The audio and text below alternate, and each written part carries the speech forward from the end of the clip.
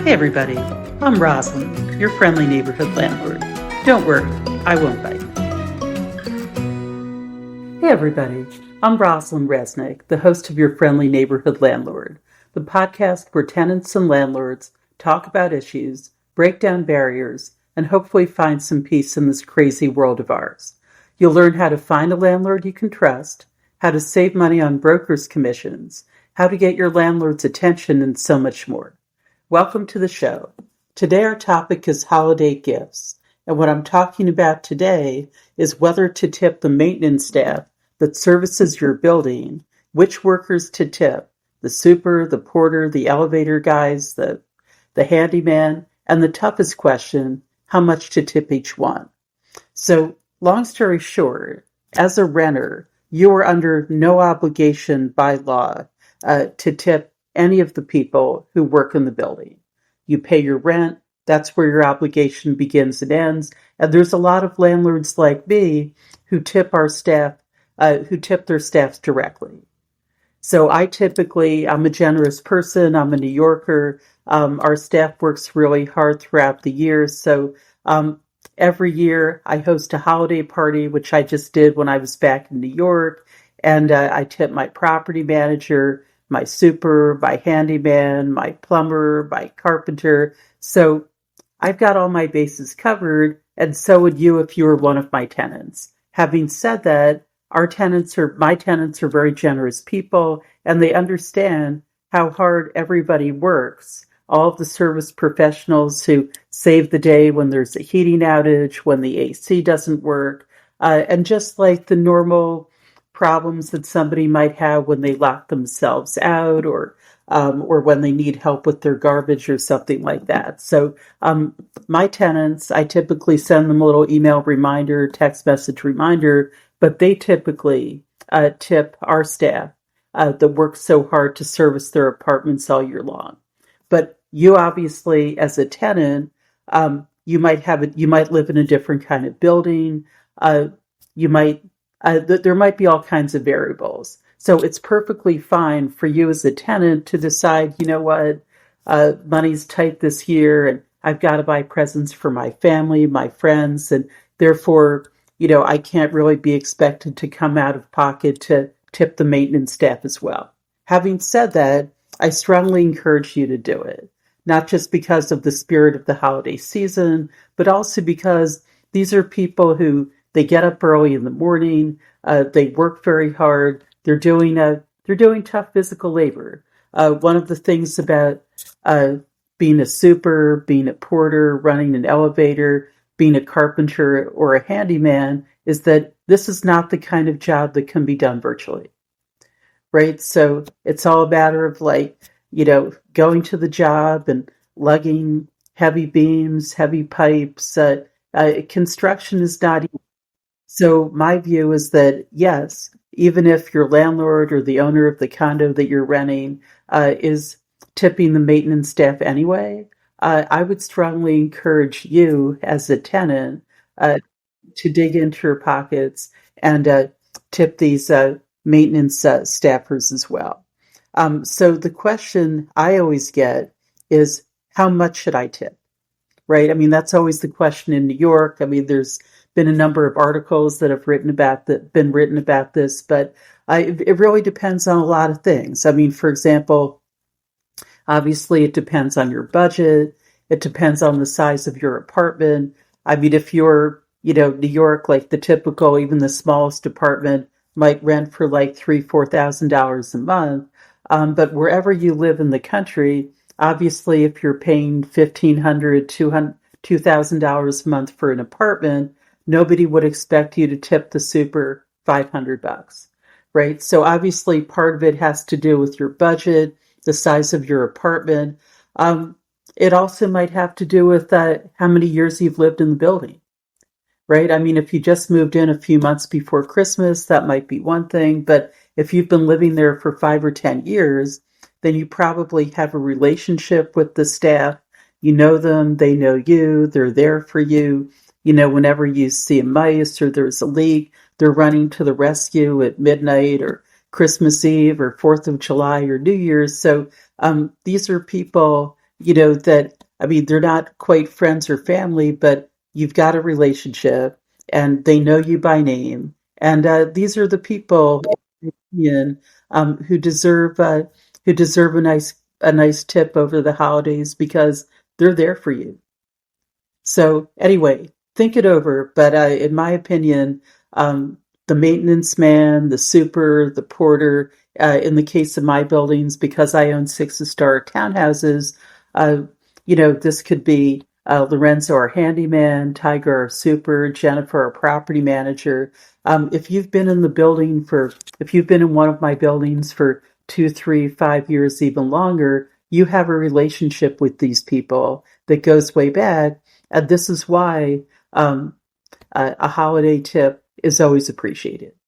And another question, and obviously this is really a big one, is how much should you tip, right? I mean, we talked about how, you live in an apartment, it might be small, it might be large, people have different budgets. But in terms of how much you should tip, now let me get down to brass tacks here. Because that's the question that I always ask. So I always get asked. So I'm looking at an article now, and there was a survey. It says here, Brick Underground. That was the company that did the survey here. So they were the ones who, a couple years ago, polled over 3,000 New Yorkers to see how much they tipped their building staff. And understand that most New Yorkers don't live in historic brownstones or townhouses with 2 or 3 apartments. They tend to live in huge apartment buildings with, maybe 50, 100 apartments even more. They typically have doormen, which my buildings do not. But here's what it says here. It says Brick Underground did the hard work and polled over 3,000 New Yorkers to see how much they tipped their building staff. And here's a quick breakdown of the results. So for a doorman and or concierge, the guy at the front desk, $25 to $150. So that's 25 to 150. That sounds reasonable to me. The maintenance staff, it could be the porter or a cleaner or a janitor. It says here $20 to $30. I mean, to be honest, I would encourage you guys to pay more, but again, it depends on how many workers are in the building. I mean, it could be like 6, 7, and then things might really start to add up. The super, the building manager, the super is really your point of contact in a lot of these larger buildings. I used to live in a co-op before I moved back into a townhouse. And so the long story short, I mean, the super at the building I used to live in, I'm not going to mention the address, but because I had one of the biggest and best apartments in the building, he was looking for $500, right? So that's a big number. At the same time, I had a big apartment and, he was the one who would run over when it would leak from the terrace upstairs. And so for me, it was worth it. But it says here that superintendents and building managers typically get anywhere from $75 to $175. Right, so that's 75 to 175. That's clearly more than you would pay the doorman, the concierge, or the maintenance guy. And then it says here parking attendants. I mean, I don't have a car. Most New Yorkers don't, but it says the parking attendants typically get between 25 and $75 as a holiday tip, which I guess is reasonable. It says here, take note that these are average figures. So as I said before, some people pay more, some people pay less. Another thing that we do, because in the West Village where I have my buildings, we also have the sanitation workers. So even though they're employed by the city, they're not paid directly by me, although I guess you could say that, I pay them indirectly through my New York City property taxes. But those guys, they come to my buildings 3 times a week.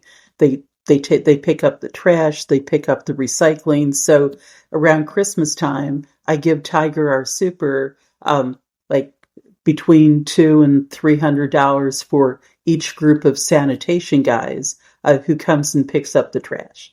And that's something that those guys really appreciate. Another question I often get asked is, well, can I just give these people can I just bake them some cookies? Or, maybe I could give them some brownies, or I could give them a bottle of wine. And uh, to be honest, like, everybody likes a gift, but there's nothing like cold hard cash. So if you have a relationship, longstanding relationship with one of the guys or girls who works in your building, sure, you want to bake them a cake, you want to give them some Christmas cookies, you want to give them some Hanukkah chocolates, like, whatever you do would obviously be appreciated, but keep in mind that that these people who work in your building, they have families too, right? Everybody's expecting Christmas presents from them.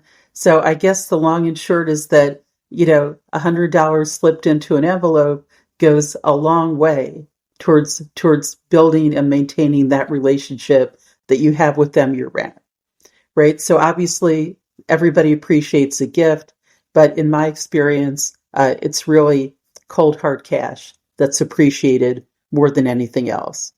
So I guess the long story short here is that, yes, I'm a big fan of tipping.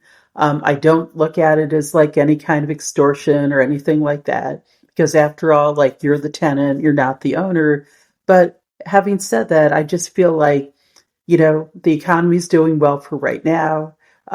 There's people who've made a lot of money in the stock market, real estate, all kinds of things. But the people who, the hardworking maintenance staff that services your building and your apartment, typically these people are not part of the 1%. And around Christmas time, they've got to scramble. And one of the ways that you can help them help their families is by giving them a nice holiday tip. And of course, some homemade chocolate chip cookies and a hug. So anyway, think it over. But yes, I definitely encourage you to tip, no matter how much or how little you're paying in rent, no matter how big or how small your apartment. And yeah, so you have my opinion on this. I would love to hear yours. And thanks again for tuning in to Your Friendly Neighborhood Landlord. Again, I'm Rosalind Resnick, and I'll see you next Monday with a brand new episode. I'd like to thank Brian Miller, my talented and intrepid producer, for welcoming me to the world of podcasting and working diligently behind the scenes to make each episode as acoustically perfect as possible. To keep listening to more of these informative podcasts that can save you time and money on your apartment, click follow or subscribe wherever you get your podcasts. And if you have a question, like tipping, for example, that you'd like me to answer on the show, just email me at rosalindnyc@gmail.com. That's ROSALINDNYC@gmail.com. See you next week and enjoy your holidays. Bye.